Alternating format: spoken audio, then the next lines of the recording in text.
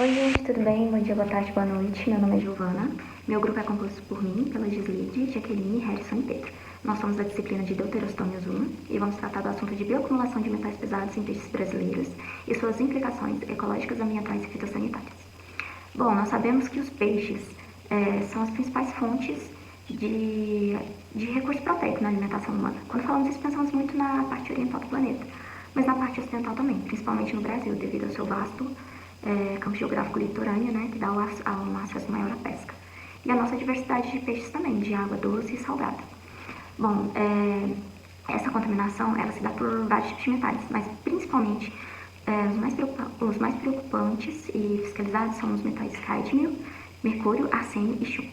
Bom, desde 1965 a gente tem limites de tolerância na legislação brasileira. Foi a primeira vez que foi estabelecido. Hoje, já não está mais em vigor esse primeiro estabelecimento, porque ele foi se alterando ao longo dos anos, e hoje está acoplado vários limites de tolerância para vários tipos de metais e outros contaminantes dentro da Instrução Normativa de número 160 do ano de 2022. A legislação existe, né, mas devido à deficiência de fiscalização e vários problemas, né, estruturais e políticos públicos, no Brasil existem ainda a contaminação e recorrências de casos.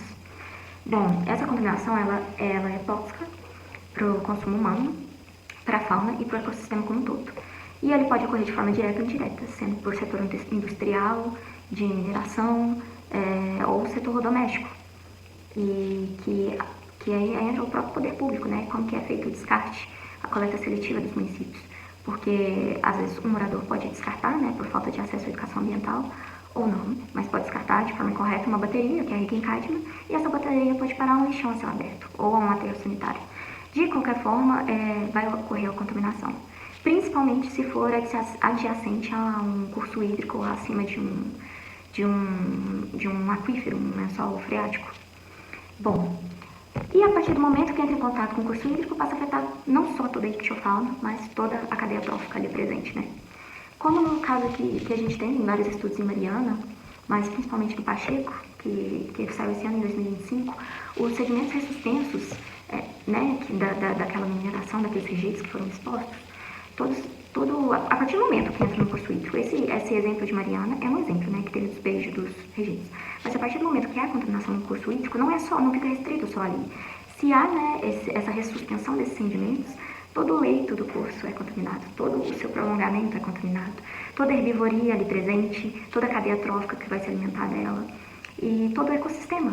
Não só a ictiofauna ali presente, não é só o nosso consumo, o nosso organismo, é todo o meio ambiente ali, é todo o impacto que isso causa, não só em nós seres humanos, mas também na ictiofauna, no ecossistema como um todo, na vida, porque a gente não sobrevive, mas a natureza depois sim, a gente tem que pensar sobre isso. E bom, não é só ego, né, mas também eco, temos que ter o pensamento do eco. E eles não se degradam, eles se acumulam nos organismos e podem causar danos severos, como câncer, no caso do arsênio, chumbo, problemas renais, distúrbios neurológicos ligados ao mercúrio, ao cádmio. E também pode provocar mutações genômicas, né? Pode não só causar um problema numa geração, mas também em futuras gerações. E além desse desequilíbrio no ecossistema, o que torna isso uma pauta urgente que deve ser discutida, tanto em âmbito nacional quanto em âmbito mundial, porque é um consumo mundial, não é mesmo? Mas bom, o problema envolve saúde humana, segurança alimentar e equilíbrio ambiental, a contaminação é silenciosa, às vezes você está contaminado e nem sabe, acumulativa e persistente, demora-se anos para se degradar na natureza, como o caso de Mariana, foi estabelecido o mínimo de uma década. E a compreensão, né, o acesso à educação ambiental é essencial para toda a sociedade, não só para o campo científico, gente. E bom, diante disso a gente vai abordar, diante dessa apresentação, os principais tópicos em relação a este tema. Bom dia a todos, meu nome é Pedro, eu vou dar continuidade na questão da contaminação, né? Como que ela ocorre. E a gente tem que entender o que é essa contaminação, né? Porque não é um pedaço de chumbo solto por aí.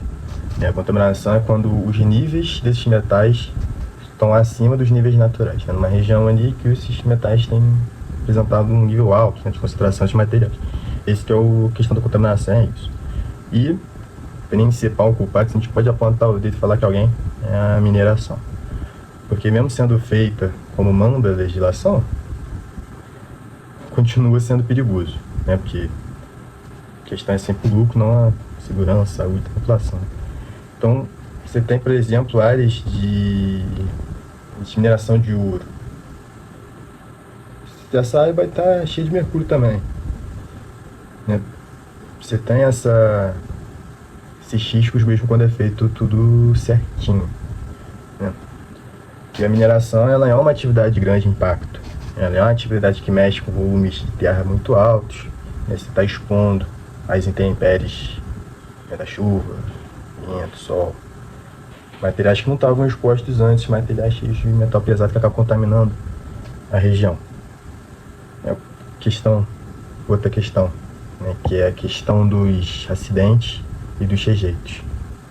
Né, os acidentes a gente sempre lembra, né, Brumadinho e Mariana, a gente sabe os impactos que isso teve, isso contaminou todos os rios que a Salama passou, se falar da destruição das vidas, né, falando da contaminação, que são áreas enormes, ficam completamente contaminadas por esses metais pesados. E quanto aos rejeitos, eles muitas vezes não são, se eles forem descartados de maneira correta, não tem muito problema. O problema é que muitas vezes não são descartados de maneira correta. Então, muitas vezes o rejeito sólido, por exemplo, deveria ser descartado, um lugar primerizado, certinho, não é, jogado num lugar qualquer, quase um terreno baldio X, assim. Isso é um grande problema, né? E a questão também, e os líquidos, né, a água que eles usam. Muitas vezes ele pega a água de um rio, usa um determinado procedimento de lavagem e tal, depois volta sem tratamento para o rio. E aí está contaminado, né? Muitas vezes com lavagem de cádmio, né? Os principais tem nessas situações. E isso, obviamente, esse descarte inapropriado é o maior culpado, muitas vezes. E também é um outro problema quando essa contaminação ocorre em áreas agrícolas, né? Porque é muito comum em áreas agrícolas próximas, áreas de mineração, que você tem nesse solo os níveis de metais pesados altíssimos. E esse é um grande risco, porque é do alimento que a gente está comendo que está vindo. É porque acumula na planta, você planta onde tem metais pesados. A planta vai acabar absorvendo ali esses metais pesados e vai acumular na planta, várias plantas. E aí, você vai comer a planta, você vai comer um bicho que come a planta, e isso vai aumentando e vai acumulando a gente. É um processo de bioacumulação, né, que vai juntando, isso é um grande problema, né? E muitas vezes essas áreas de lavoura próxima estão contaminadas.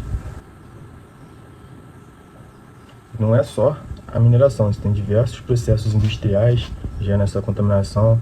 Você tem a queima de combustíveis fósseis, que também gera, né, essa contaminação dos metais pesados. Também, outro ponto, né, o descarte de pilhas, de baterias, né, de dispositivos eletrônicos, em lugar inapropriado também gera essa acumulação, essa contaminação, né, que ocorre por meio da bioacumulação, biomagnificação também. Então não é só a mineração, são vários, né? Resumindo, você tem várias formas como essa contaminação ocorre, desde mineração aí até o descarte dos eletrônicos. Vou abordar agora alguns estudos de casos que a gente tem na literatura para a gente poder entender melhor como esse assunto está sendo conduzido no âmbito da pesquisa. Então, basicamente, diversos estudos brasileiros, não só os que eu vou mostrar, mas diversos outros também, mostram que a suscetibilidade dos peixes à contaminação varia muito conforme a dieta, posição trófica, o habitat e o órgão que está sendo analisado ali na pesquisa. Isso é meio óbvio, porque cada espécie de peixe vai ter um nicho ecológico distinto das outras espécies de peixes, né? Porque cada espécie tem a sua história de vida. E aí isso ocasiona um efeito distinto ali para cada espécie em relação aos danos dos metais pesados nesses peixes. Então a literatura ela aponta que espécies predadoras, peixes de ambientes impactados, espécies com maior contato com os sedimentos tendem a acumular mais metais pesados. Então, os peixes que estão nesse nicho, eles tendem a ser mais impactados, tendem a ser mais suscetíveis aos danos dos metais pesados, a contaminação em si. O primeiro artigo que eu vou mostrar, ele se chama Bioacumulação de mercúrio, cádmio, zinco, cromo e chumbo nos tecidos de músculo, fígado e baço de uma grande espécie de bagre de alto valor comercial no Brasil. Então, esse título está traduzido, em todos os artigos que eu vou mostrar vai ser desse padrão. O título original, para quem quiser conferir, está logo abaixo em inglês, beleza? Então, esse estudo ele examinou os efeitos da ruptura da barragem medindo mercúrio, cádmio, zinco, cromo e chumbo em distintos tecidos de peixes da área que foi afetada pela ruptura da barreira. Então, eles buscaram identificar qual que era o padrão de distribuição desses metais entre entre os músculos e os órgãos internos dessa espécie de peixe, dessas espécies, né? E os resultados, eles evidenciaram que fígado e baço apresentam maiores concentrações. Isso sugere que o acúmulo é mais intenso em órgãos ligados ao metabolismo. E o estudo também destacou que, mesmo com níveis mais baixos no filé, ainda há potencial de risco para a saúde humana, né? Para a gente que consome esses animais. O segundo artigo que eu trouxe, o segundo estudo de caso, ele se chama Contaminação por metais pesados em um peixe brasileiro de alto consumo. Avaliações imunohistoquímicas e histopatológicas. Então, é um estudo um pouco mais ligado aos tecidos dos peixes. E esse estudo ele avaliou basicamente o estado ambiental do reservatório, medindo a presença de metais nas brânquias, no fígado e na musculatura de uma espécie de peixe onívoro. E o estudo basicamente examinou como cada metal tende a se acumular em diferentes tecidos e ele também identificou uma hierarquia bem definida de biomagnificação. E aí, com isso, os autores concluíram que o reservatório apresenta indícios de contaminação persistente e que a espécie que foi analisada atua como um bioindicador eficiente por sua ampla ocorrência na região. Já o terceiro estudo que eu trouxe, terceiro artigo, ele é um artigo mais amplo, porque ele fez um registro de 35 anos. Então, o nome dele é um registro de 35 anos, que foi feito de 1987 até 2022, né, logo aqui, das concentrações de mercúrio em duas espécies de peixes mais consumidas por pessoas que vivem na bacia do Alto Rio Madeira, na região amazônica brasileira. Basicamente, esse artigo examinou um conjunto de 35 anos, 3 décadas e meia, de registros de mercúrio em duas espécies amplamente consumidas pelas comunidades amazônicas. Esse estudo, então, ele meio que buscou identificar mesmo mudanças ao longo do tempo e contrastar os padrões de acúmulo em diferentes posições tróficas. E os dados que eles obtiveram, eles revelaram um crescimento muito expressivo nas concentrações de mercúrio, com destaque para Xixia pleizona, que manteve níveis mais elevados por ser um predador de topo, que é essa espécie. E, então, com isso, o estudo enfatizou que as espécies no ápice da cadeia alimentar apresentam maior vulnerabilidade à contaminação. Então, espécies de topo de cadeia, peixes, né, basicamente, eles apresentam, segundo esse estudo, maior vulnerabilidade à contaminação dos metais pesados. Nesse momento, vou falar um pouco sobre os riscos à saúde humana e os impactos ecológicos associados à contaminação de peixes por metais pesados. Esse é um problema sério de saúde pública e ambiental no Brasil, especialmente porque esses contaminantes, eles persistem no ambiente, acumulam-se nos organismos e aumentam os riscos quando entram na cadeia alimentar. Metais como mercúrio, cromo, arsênio e cádmio têm alta capacidade de bioacumulação e, quando ingerimos peixes contaminados, estamos expostos diretamente aos efeitos tóxicos dessas substâncias. E quando olhamos para as evidências nacionais, vemos que essa é uma realidade presente em várias regiões do país. Estudos recentes mostram que peixes comercializados no Brasil já foram encontrados com concentrações de mercúrio, cromo, arsênio e cádmio acima dos limites seguros para consumo humano, como apontado por Silvio e colaboradores em 2024. Em áreas amazônicas, por exemplo, populações ribeirinhas muitas vezes excedem a ingestão diária tolerável desses metais, porque dependem do pescado como principal fonte de proteína. Isso aumenta significativamente o risco de efeitos tóxicos crônicos ao longo da vida. Um caso emblemático no Brasil é a contaminação do Rio Doce, após o rompimento da barragem da Samarco, em 2015. Pesquisas do Instituto Oswaldo Cruz e da Universidade Federal do Espírito Santo mostram que, mesmo anos depois, após o desastre, os peixes ainda apresentam níveis elevados de diversos metais, incluindo arsênio, chumbo, manganês e mercúrio. Isso demonstra que os impactos ambientais e os riscos à saúde não desaparecem rapidamente. A persistência desses metais nos sedimentos alimenta um ciclo contínuo de contaminação, afetando tanto a fauna quanto as populações humanas que dependem do rio. A exposição prolongada aos metais pesados causam alterações celulares e fisiológicas importantes no peixes. Pesquisadores observaram aumento de biomarcadores de estresse oxidativo, como metalotineína, a glutationa, indicando danos celulares. Também há registro de prejuízos reprodutivos, redução da fertilidade e alterações no desenvolvimento dos organismos. Quando esses peixes contaminados entram na cadeia alimentar, essas alterações refletem riscos adicionais para os consumidores humanos. E do ponto de vista da saúde humana, o consumo de peixes contaminados podem causar neurotoxicidade, danos renais, problemas cardiovasculares e aumento no risco de câncer. No caso do mercúrio, por exemplo, os efeitos são especialmente graves no sistema nervoso. E no aspecto ecológico, a biomagnificação ao longo da cadeia alimentar compromete predadores de topo e altera populações e afeta a biodiversidade. Além disso, a redução de espécies saudáveis impacta diretamente a pesca artesanal e comercial, afetando a economia e o equilíbrio dos ecossistemas aquáticos. Portanto, a contaminação por metais pesados é um problema multifacetado que exige monitoramento constante, políticas públicas eficazes e ações de prevenção e recuperação ambiental. Agora eu vou entrar na parte de soluções e conclusão. Atuação dos órgãos ambientais. Primeiro, a gente tem a atuação dos órgãos ambientais. Aqui entram a ANO, o IBAMA, o IEF, SEMAD e também as secretarias municipais de meio ambiente. Esses órgãos são fundamentais porque são eles que acompanham a qualidade da água, a saúde dos peixes e verificam se as empresas estão cumprindo a lei. É por isso, e por que isso é importante? Porque esse monitoramento permite identificar de onde está vindo a contaminação e cobrar melhorias no tratamento dos efluentes. Nesse processo, acontecem algumas análises periódicas da água, os órgãos recebem relatórios das empresas, avaliam esses laudos e, quando necessário, aplicam penalidades, como embargo, paralisação e etc. Outro ponto essencial é conferir se o lodo industrial está sendo destinado corretamente. Então, desse modo, também ocorre uma fiscalização, porque esse lodo é um resíduo classificado como classe 1, altamente contaminante. Então, quando descartado de forma incorreta, pode contaminar os solos. Soluções técnicas existentes. A segunda parte são essas soluções técnicas, que já existem para reduzir a contaminação por metais pesados. As principais são a precipitação química, o carvão ativado, os sistemas de membrana, as barreiras físicas e a biorremediação.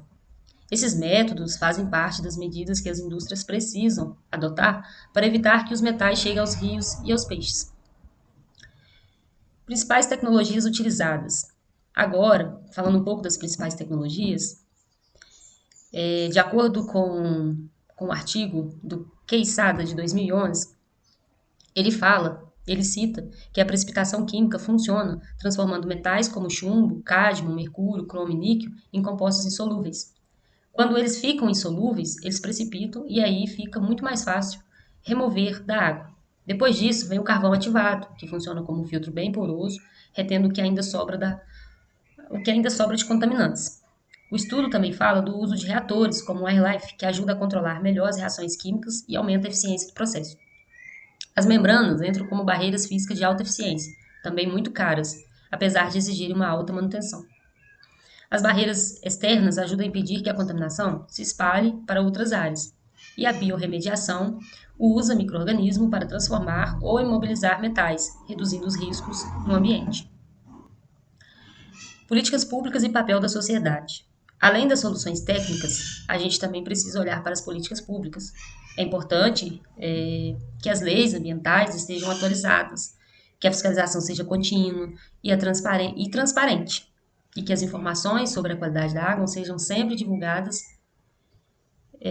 para a população, para a sociedade.